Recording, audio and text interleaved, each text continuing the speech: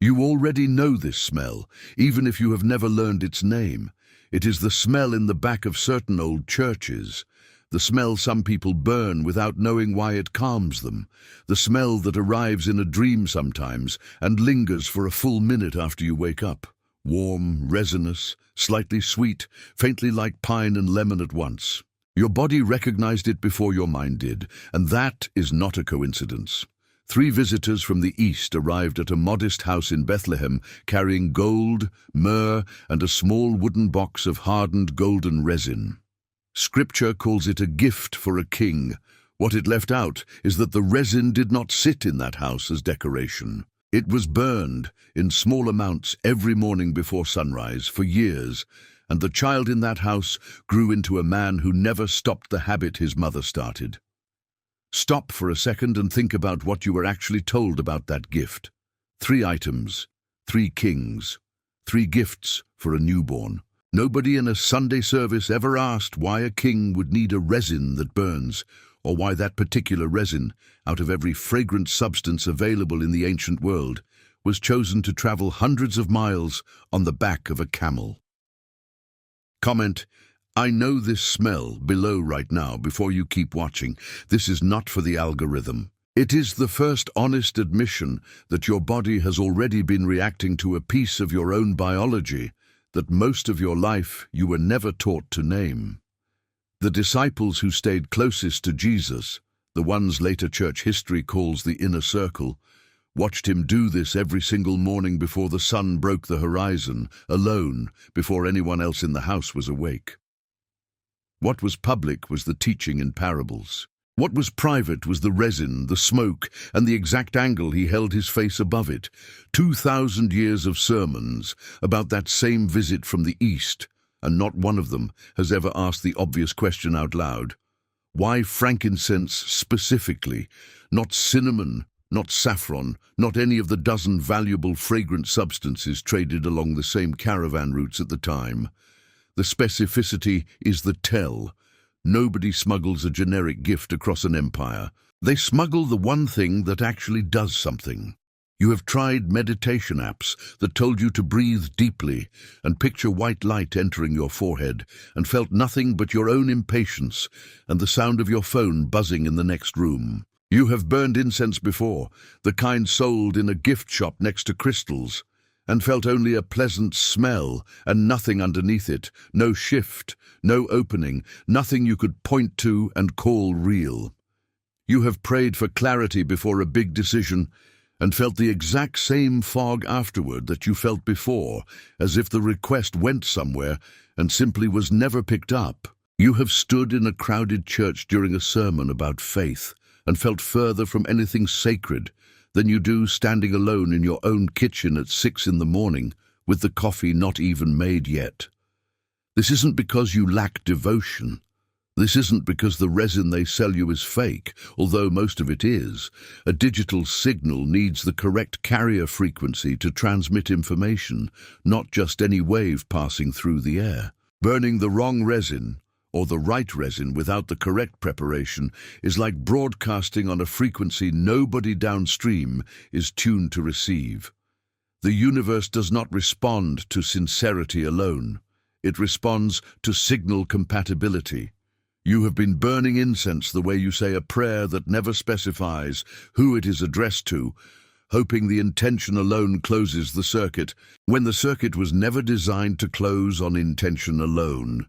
Think of it as a login screen with the correct username but an empty password field. The interface looks complete. It looks like it should authenticate. But the server on the other end is waiting for one specific credential that was quietly stripped out of the instructions generations ago, and no amount of sincerity typed into the username field substitutes for the missing password. Here is what a Sunday service never mentions. In the year 391, the Roman Emperor Theodosius issued an edict banning what the empire classified as pagan ritual practice throughout Alexandria. And soon after, a mob acting with the tacit approval of the local bishop destroyed the great temple complex known as the Serapeum, along with a significant portion of the knowledge stored inside it. Incense-based devotional practice, precisely because it required no priest as intermediary, was swept into that same ban within a generation. It was never really about idolatry. A person burning resin alone in their own home before dawn, receiving direct access to something sacred, needed no building, no collection plate, no ordained interpreter standing between them and the source. That is not a side effect an expanding church hierarchy could tolerate. That is the exact thing the edict was built to eliminate. The written instructions that specified which resin, in what quantity, at what time of day, survived only in a handful of communities far from Rome's reach, copied by hand in isolated monasteries and later in the same buried libraries near Nag Hammadi that preserved the Gospel of Philip, a text that describes something the official church calls a metaphor, and outsiders who read it plainly recognize as a physical instruction hiding in plain sight. A library does not need every copy destroyed to disappear from common knowledge. It only needs the practicing communities scattered, the trade routes for the specific resin disrupted, and 2 or 3 generations to pass without anyone teaching a child what their grandmother used to burn before dawn. Erasure by neglect is slower than fire, but it is just as complete, and it leaves no trial, no martyr, no evidence anyone can point to centuries later.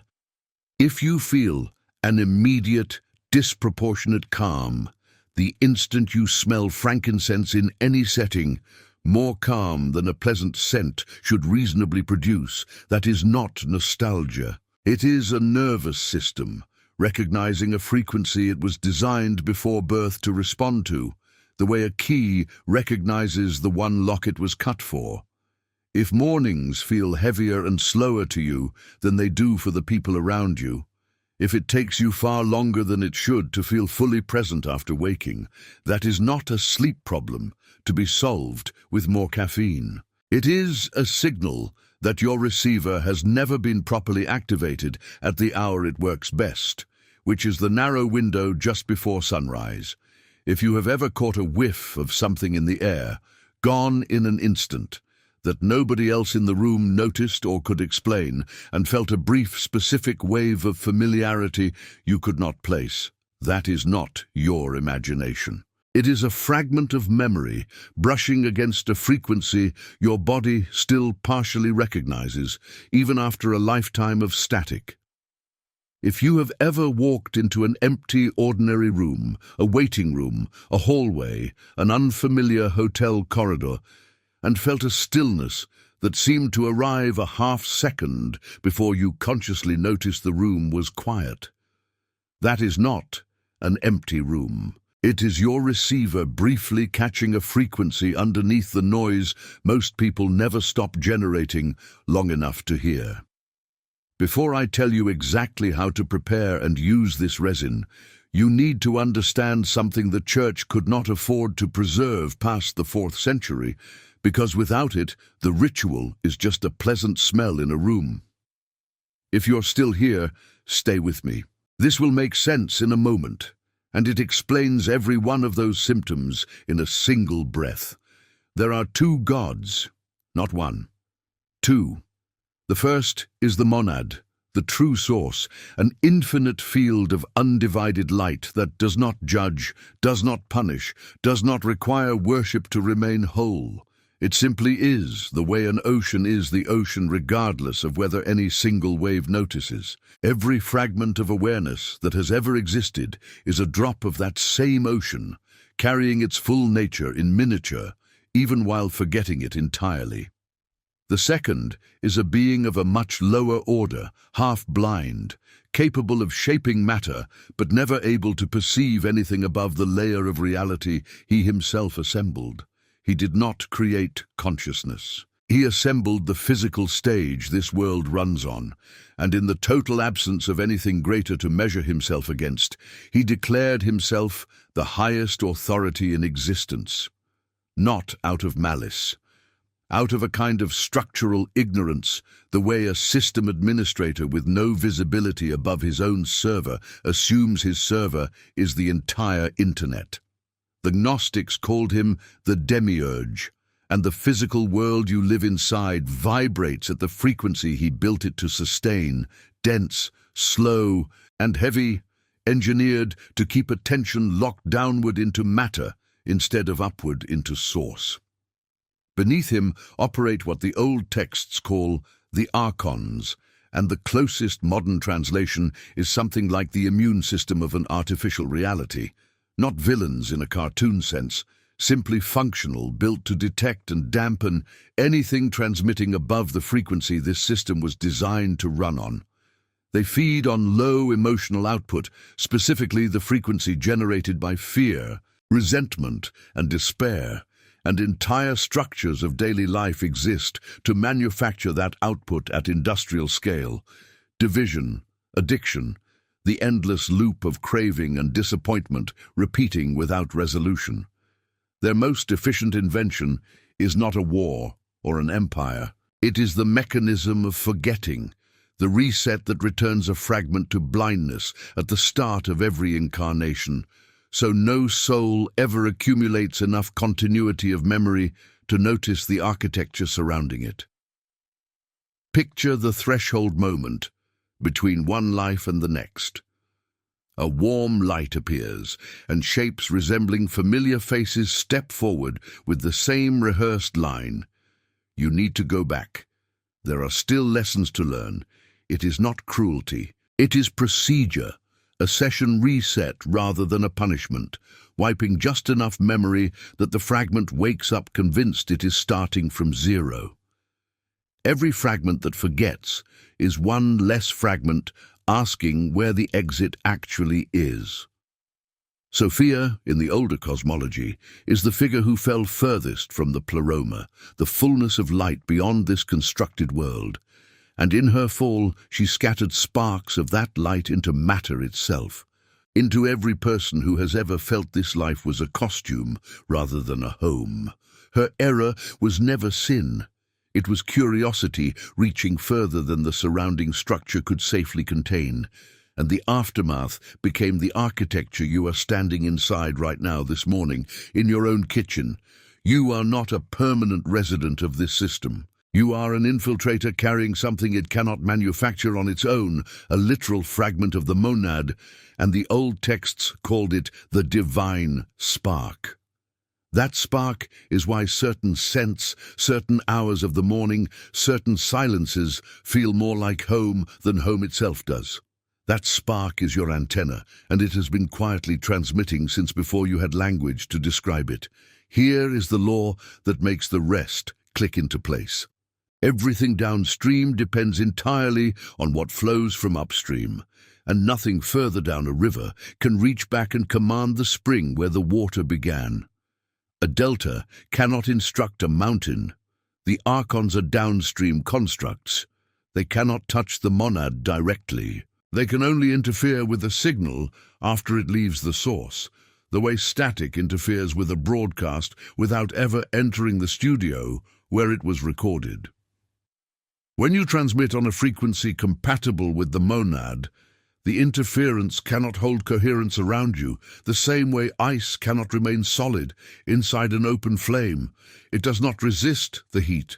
It simply stops being able to keep its shape. If something in your chest just tightened reading that, you already know why. Stay with me, because the resin and the exact method are next, and it is the instrument the 4th century tried hardest to erase. The Gospel of Philip describes what it calls the chrism, an anointing described by later scholars as symbolic of spiritual rebirth, superior in the text's own words to the ritual of baptism performed with water. What the surviving fragment does not spell out, and what the destroyed fuller version almost certainly did, is that the chrism was never only oil applied to skin. It began with resin burned and inhaled before the oil ever touched a forehead. A preparation stage later, editors either did not understand or deliberately left out. This is not folklore or aromatherapy.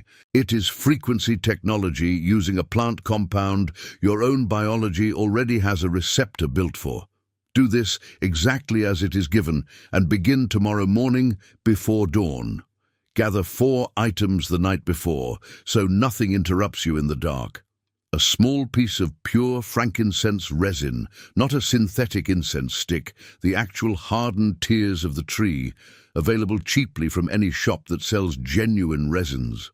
A small heat-proof dish or a piece of natural clay. A single piece of natural charcoal, the kind used for traditional incense burning, not the kind used for grilling. And a way to light it safely. A long match or a lighter.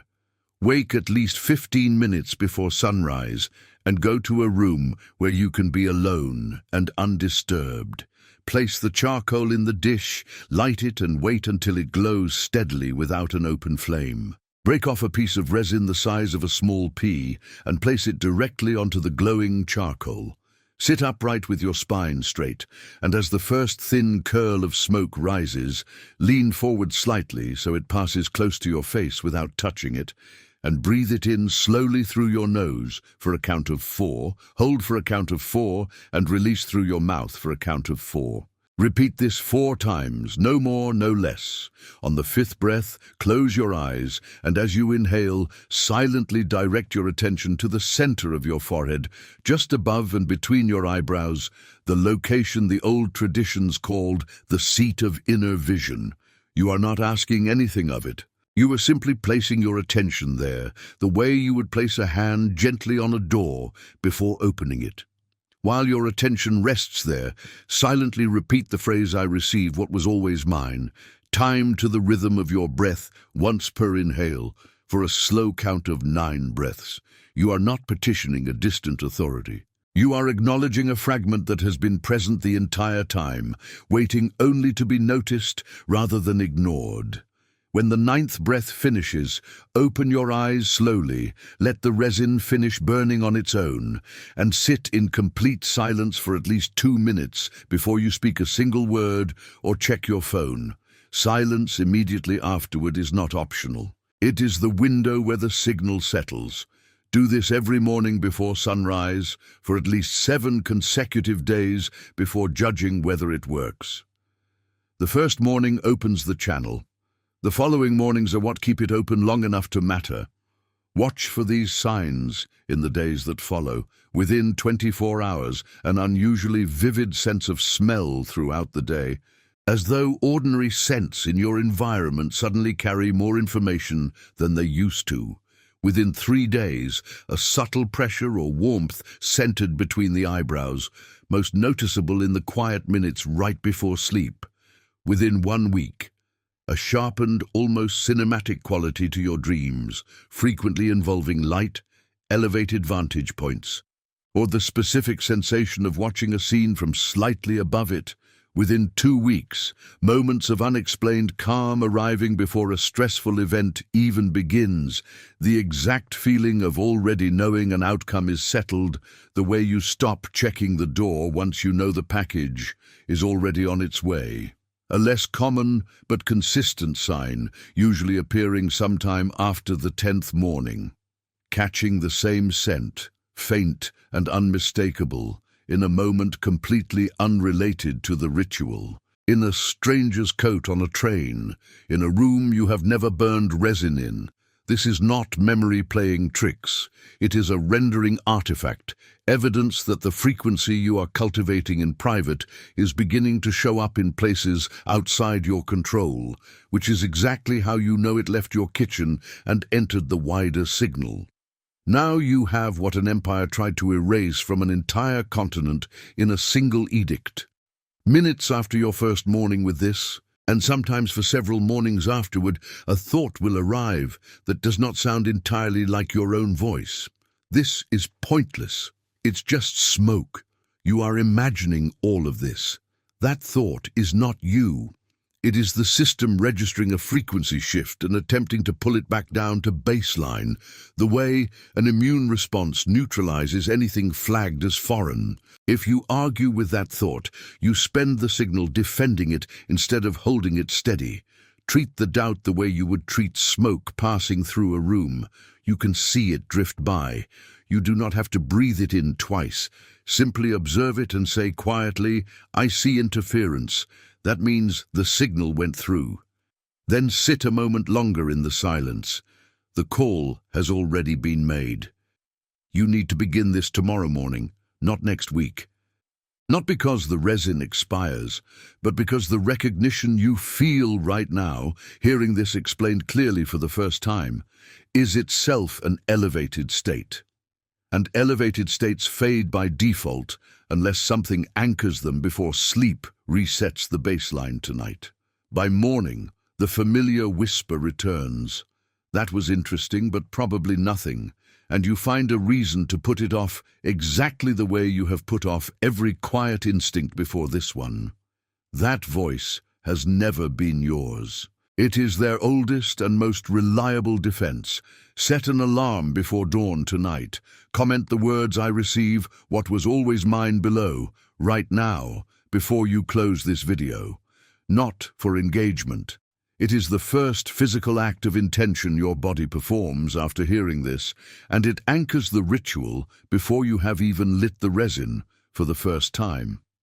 Subscribe to this channel, because the next protocol goes further than a morning ritual. Into instructions the algorithm actively buries, because content like this keeps people awake and harder to manage through the ordinary noise of a feed. Every subscription is a signal that this frequency is welcome to keep transmitting. Like this video before you go. Every interaction pushes it past the systems built to keep it buried at the bottom of a feed and puts it in front of someone else right now, standing in their own kitchen at 5 in the morning, smelling something in the air they cannot name, waiting for someone to finally explain why.